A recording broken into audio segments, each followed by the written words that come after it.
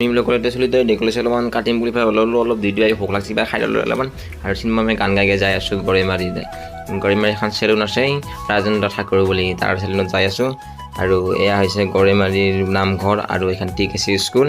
এয়া গৰৈমাৰী চুলিডাল দীঘল কৰিছে না চুলি উল্টি গৈছে একদম পুৰা হাৱাত উল্টি দিম এবাৰ তাৰ চুলি বহুত দীঘল হৈছে একদম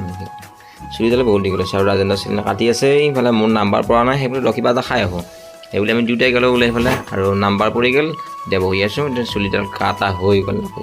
কিবা এটা খাই ল'লোঁ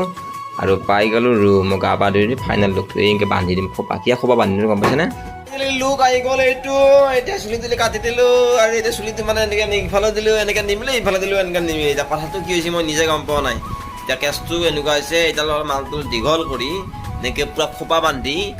পূৰা এই বাঢ়িব যাব লাগিব এনেকৈ